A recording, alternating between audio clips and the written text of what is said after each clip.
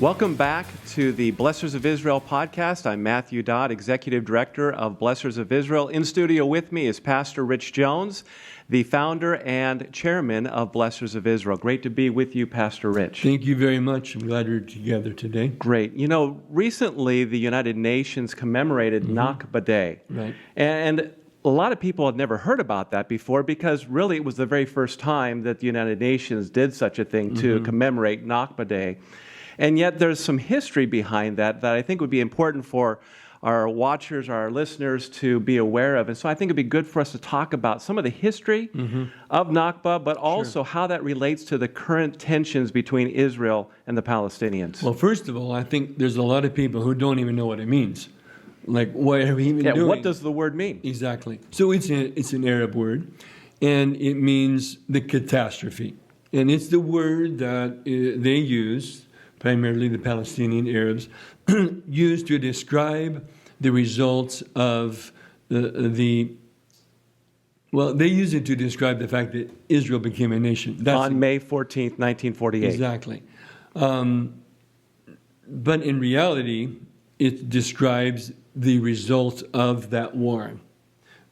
On May 14th, 1948, Israel declared themselves to be a state, abiding by the partition plan of the United Nations. That was flatly rejected by the Arabs, and immediately Israel, the newfound state, was attacked by the Palestinian Arab militias and 5 Arab nations. The result of that, to the shock of the world, because no one expected Israel to survive, let alone succeed so dramatically as they did, the result of that is what they call the catastrophe. That's what Nakba is. And so when the United Nations is voting to officially commemorate Nakba Day, well, first of all, we need to recognize that it was not a majority vote.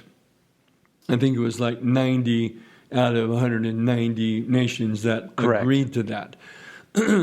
So it's a minority. With the United States being one of the nations that refused. Exactly right. It's a minority view of the United Nations. Nevertheless, they did recognize and commemorate Nakba Day, as the Arabs do every year. And the disaster is... And that would be on May 15th, specifically. Exactly. And the disaster is not only did they lose, but that it resulted in 700,000 plus refugees. Now, the refugees that came out of that conflict are the Palestinian refugees of today, even their descendants, 2.5 billion of them. That's another important topic. But disaster is the word that they used, Nakba, to describe that day. Now, here's what's important. When you talk about or listen to the Palestinian Arabs particularly, but really many Arab nations describe the Nakba, al-Nakba, the catastrophe.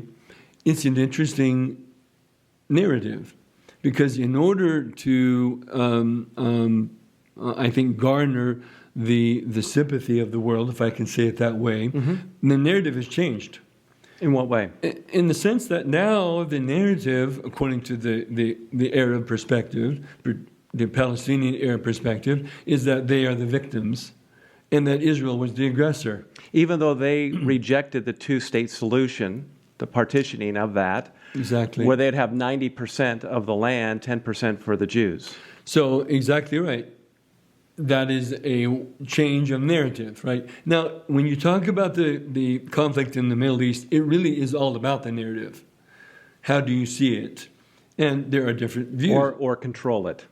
Well, you've got to control the narrative in order to control really the movement of nations in the world is all about how you see what's happening. And so they are wanting to put forth a particular narrative that Israel were the aggressive. I've heard and read many articles where Israel is called colonialists.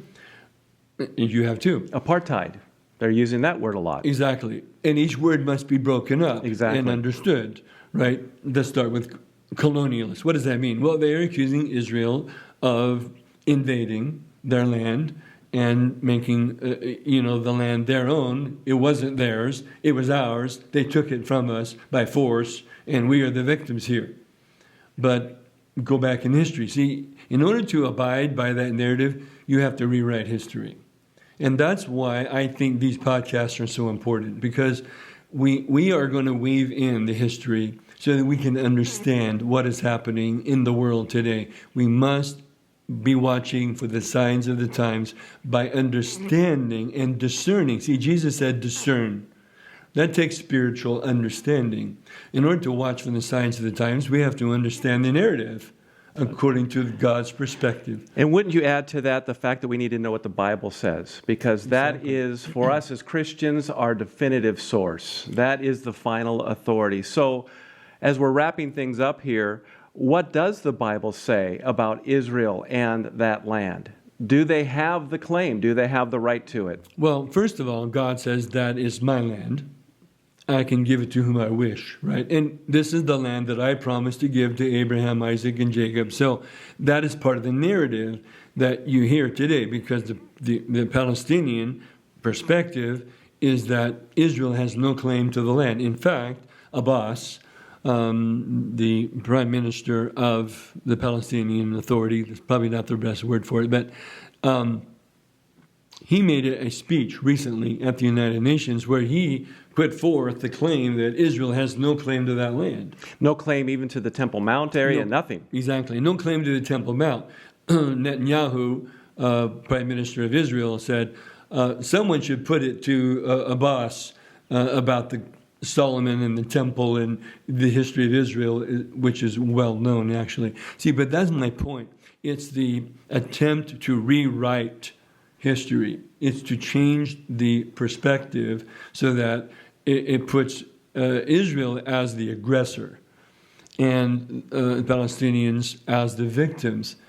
And I read another article where the Palestinian perspective is, you want to partition the land? Wait a minute, that's like saying, you invaded my house and now you want to talk about who gets what bedroom.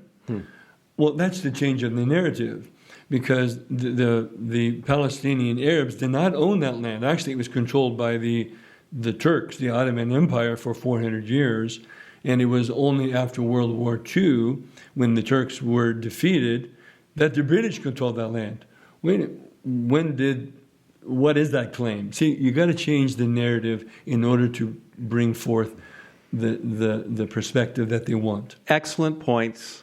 Obviously, more topics for discussion, future podcasts. And that's why we want you to tune in to our podcasts so that you can stay up to date, because we don't want to have history rewritten. We want to know the truth of history. We want to know what the Bible says about history, and we want to know moving forward what the Bible says in regards to the signs of the time, so that you can be informed, so that you know how to pray, you know how to stand. Well, it's been a blessing to spend this time with you, Pastor Rich. Can't wait to connect again. More for us to talk about later. For those who are watching online, so blessed that you could be with us today. For those who are listening as well, want you to make sure you tune in to our website. Go visit our website, learn about the vision and mission of Blessors of Israel. To do so, www.blessors.org. That's www.blessors.org. There you're going to see great resources, great information about our ministry.